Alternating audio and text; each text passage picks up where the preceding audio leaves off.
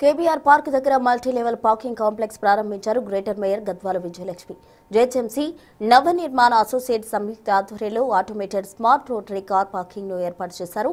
ఈ కార్యక్రమంలో MP Anil Kumar Yadav, deputy mayor Srilatha, zonal commissioner, స్థానిక కార్పొరేటర్, ఇతర అధికారులు పాల్గొన్నారు.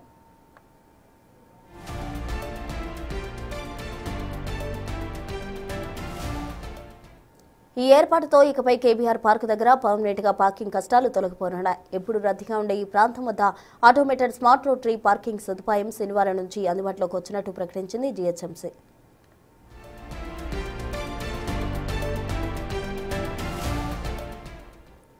పీపీపీ మోడ్లలో 404 చదరపు మీటర్ల విస్తీర్ణంలో నిర్మించిన ఈ పార్కింగ్ లో మొత్తం 72 కార్లు పార్క్ చేయొచ్చు.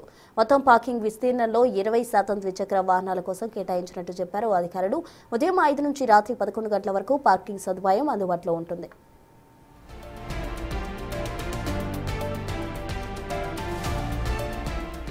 ముందస్తుగా పార్కింగ్ బుక్ చేసుకునేందుకు నావిగేషన్, ఇతర సర్వీసుల కోసం ఒక మొబైల్ యాప్ను కూడా త్వరలో అందుబాటులోకి తీసుకురాబోతున్నారు. యంత్రాలు, స్మార్ట్ కార్డుల ద్వారా పార్కింగ్ టికెట్లు జారీ చేస్తారు. పార్కింగ్ సజావుగా సాగేందుకు డిజిటల్ సర్వీసుల ద్వారా నిరంతరం పర్యవేక్షణ ఉంటుందని అంటోంది జీహెచ్ఎంసీ. ఇది నగరంలో గల ఎన్నో పబ్లిక్ ప్లేస్లలో ఏర్పాటు చేసిన తొలి multi level smart car parking system కావడం గమనార్హం.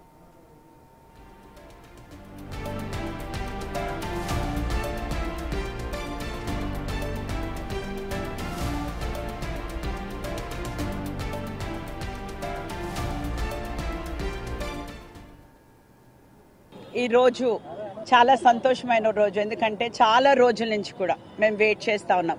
ప్రజలందరూ కూడా ఇది ఏ రోజైతే మేము స్టాండింగ్ కమిటీలో చేసి వాళ్ళకి ఇచ్చామో ఆ రోజు 6 monthsలోనే, అంటే అతి త్వరగా ఇంత మంచి మల్టీ లెవెల్ కార్ పార్కింగ్ని వీళ్ళు నిర్మించడం మరియు ఈ రోజు మనం ప్రారంభించుకోవడం చాలా సంతోషంగా ఉంది.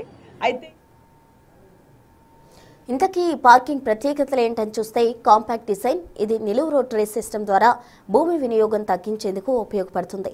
రెండో ఫెసిలిటీ స్మార్ట్ యాక్సెస్, RFID ఆధారిత ఎంట్రీ ఎగ్జిట్ ఫెసిలిటీ ఏర్పాటు చేశారు. ఇక ఈవీ ఛార్జింగ్ ఏర్పాటు చేయగా ఇది గ్రీన్ మొబిలిటీకి తోడ్పడనుంది.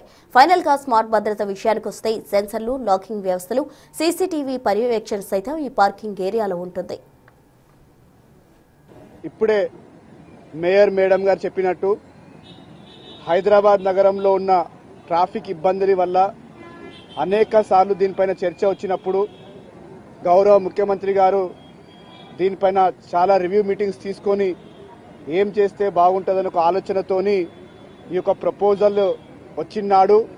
చాలా దీనిపైన డీప్గా స్టడీ చేపించి ఇలాంటి పార్కింగ్ మనకు ఎంతో అవసరం అనే ఒక ఆదేశాలు ముఖ్యమంత్రి గారు కూడా ఇవ్వడం జరిగింది. ఒక చిన్న ప్రాంతంలో దాదాపు 72 కార్లు పెట్టేంత పార్కింగ్ స్పేస్ మనకు అందుబాటులోకి రావడం జరిగింది.